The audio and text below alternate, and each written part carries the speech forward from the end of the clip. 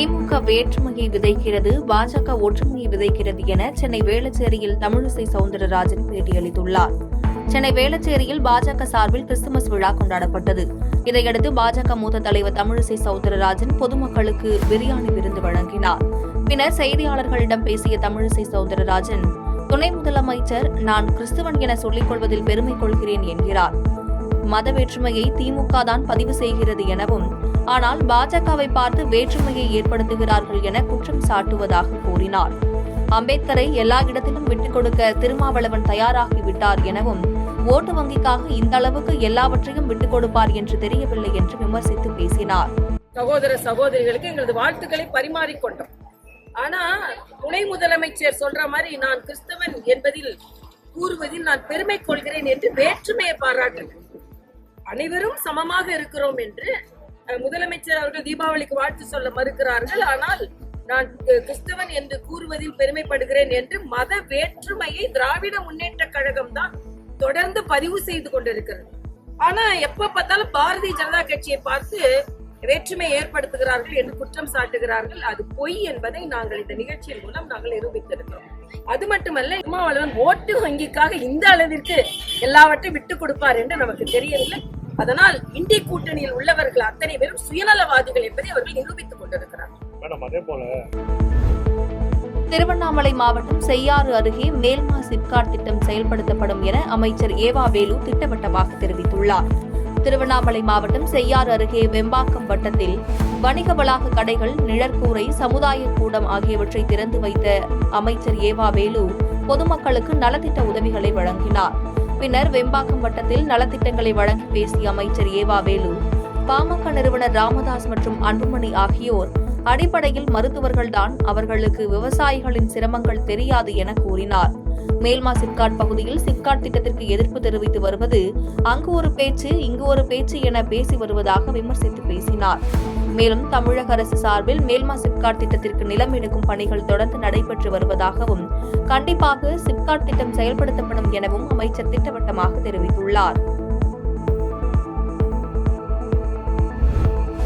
திருவாரூரில் தமிழ்நாடு முதுகலை பட்டதாரி ஆசிரியர் கழகத்தின் மாநில பொதுக்குழு கூட்டம் நடைபெற்றது.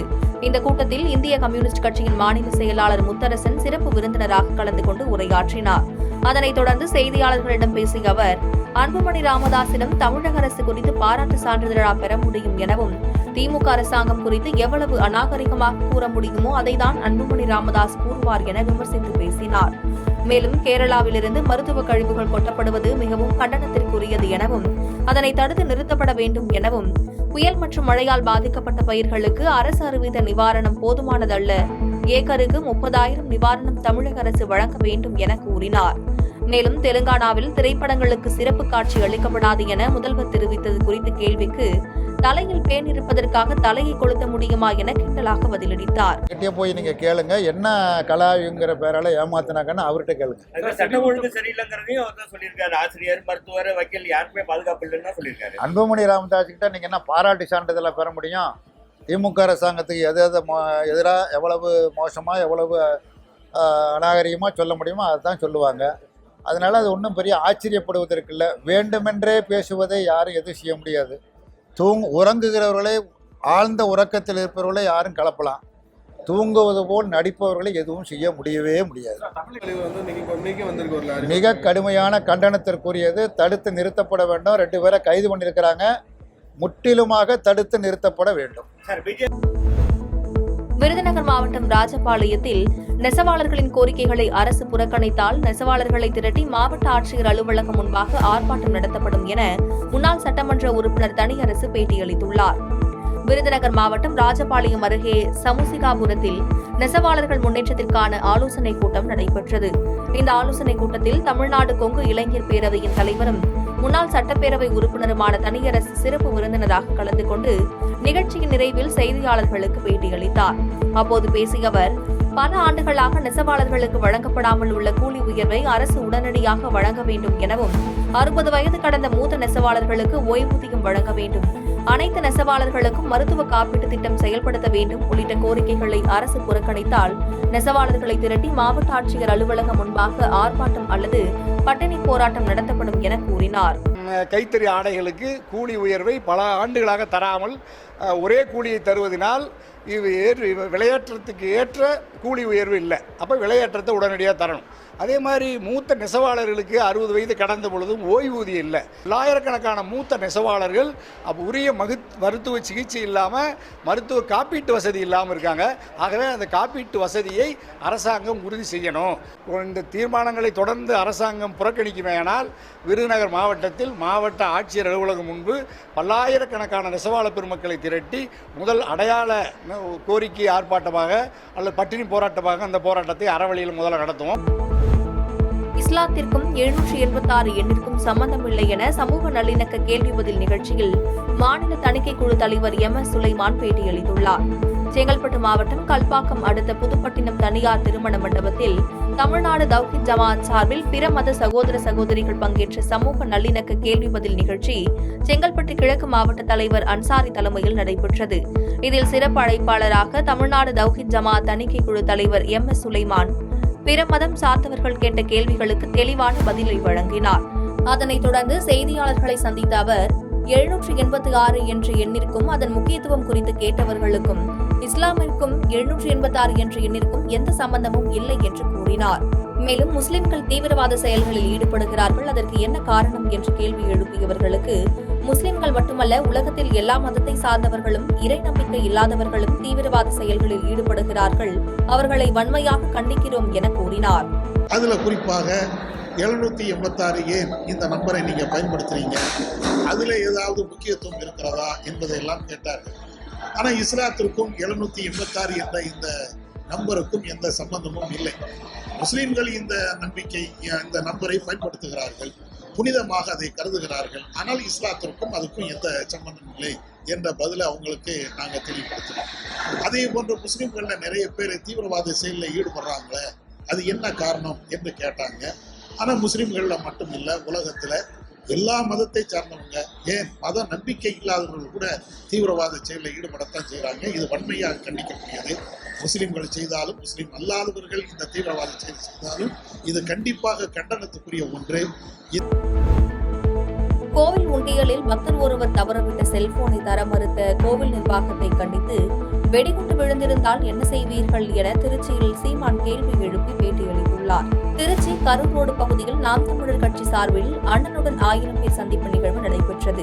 இதில் கலந்து கொண்ட நாம் தமிழர் கட்சி தலைமை ஒருங்கிணைப்பாளர் சீமான் செய்தியாளர்களுக்கு அளித்த பேட்டியில், சென்னை திருப்போரூர் முருகன் கோவிலில் உண்டியலில் தவறுதலாக விழுந்த ஐபோனை திரும்பி தர முடியாது என சாமிக்கு சொந்தம் என்று கூறும் இந்து சமய அறநிலையத்துறை எந்த விதத்தில் நியாயம் என கேள்வி எழுப்பினார்.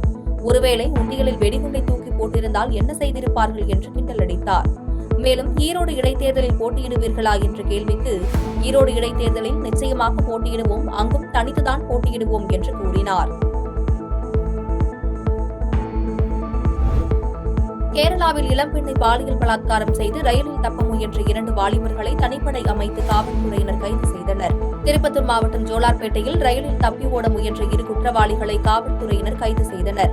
கேரள மாநிலம் பத்தினத்தட்டா மாவட்டத்தில் மேற்கு வங்கத்தை சேர்ந்த 21 வயது இளம்பெண் பியூட்டிஷியனாக வேலை செய்து வந்துள்ளார். அதே பகுதியில் அசாம் மாநிலத்தை சேர்ந்த அமீர் உசேன், ராஃபிக் இஸ்லாம் ஆகியோர் கூலி வேலை செய்து வந்துள்ளனர். இந்நிலையில் கடந்த 20ஆம் தேதி இளம்பெண் அதே பகுதியில் தனியாக நடந்து சென்று கொண்டிருந்த போது அமீர் உசேன் மற்றும் ராஃபிக் இஸ்லாம் இருவரும் பெண்ணை கடத்தி சென்று பாலியல் பலாத்காரம் செய்துள்ளனர். இதுகுறித்து இளம்பெண் கொடுத்த புகாரின் பேரில் போலீசார் வழக்கு பதிவு செய்து தலைமறைவான 2 வாலிபர்களை தேடி வந்தபோது 2 வாலிபர்களும் ஜோலார்பேட்டை வழியாக தப்பி செல்வது தெரியவந்துள்ளது. கேரள காவல்துறையினர் இதுகுறித்து திருப்பத்தூர் மாவட்ட காவல்துறையினருக்கு தகவல் தெரிவித்ததன் பேரில் காவல்துறையினர் 3 குழுக்களாக பிரிந்து ரயிலில் பதுங்கியிருந்த இருவரையும் பிடித்து கேரள காவல்துறையினரை வரவழைத்து அவர்களிடம் ஒப்படைத்தனர்.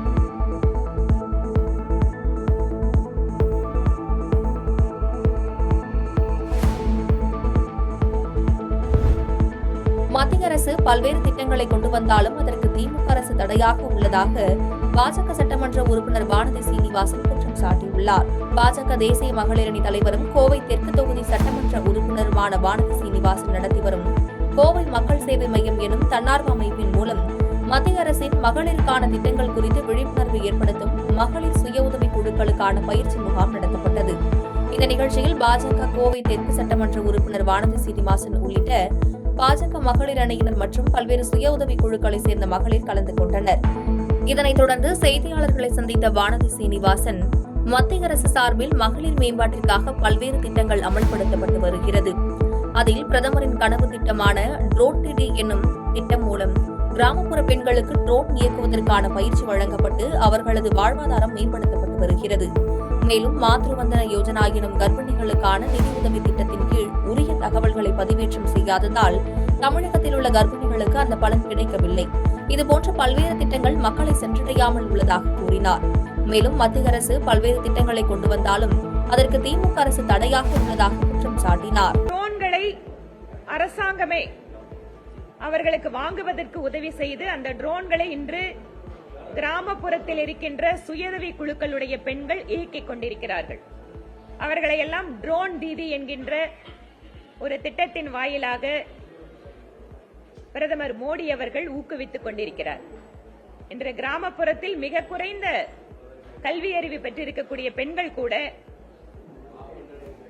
ஒரு நவீன தொழில்நுட்ப வசதியோடு கூடிய ட்ரோன்களை இயக்கக்கூடிய அளவிற்கு மாறிக்கொண்டிருக்கிறார்கள் என்றால் தொழில்நுட்பம் பெண்கள் வழியாக கிராமப்புறங்களுக்கு சென்று சேர்கிறது.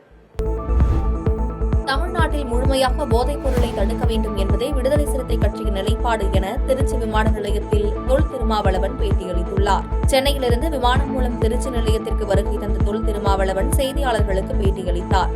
அப்போது பேசிய அவர், விடுதலை சிறுத்தை கட்சி பொறுத்தவரையில் திமுக கூட்டணி வலுவாக உள்ளதாகவும் திமுக கூட்டணி தமிழ்நாட்டில் பல இடங்களில் தனி பெரும்பான்மையுடன் வெற்றி பெறும் என்பது உறுதி எனவும் கூறினார்.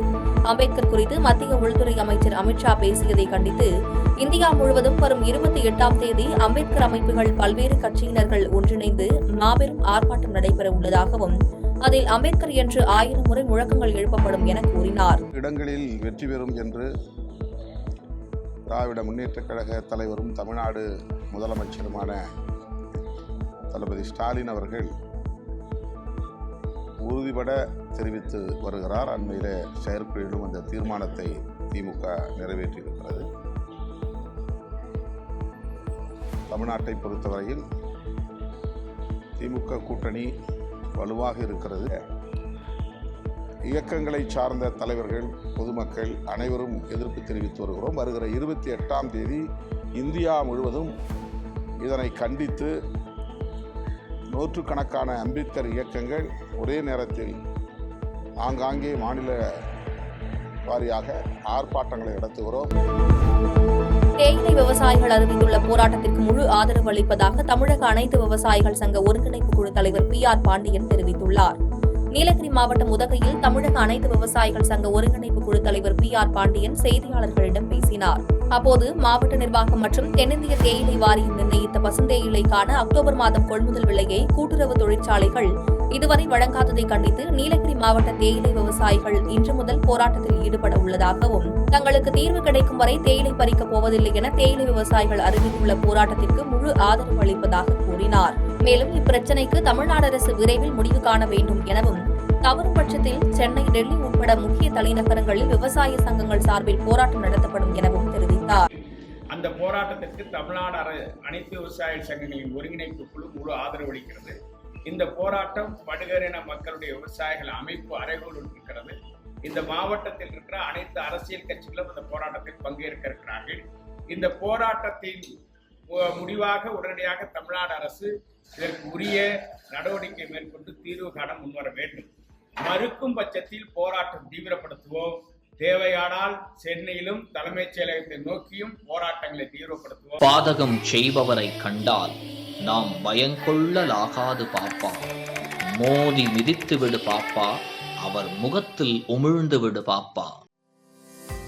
அண்மை செய்திகளை உடனுக்குடன் தெரிந்து கொள்ள இணைந்திருங்கள் இயம்நாடு தொலைக்காட்சியுடன்.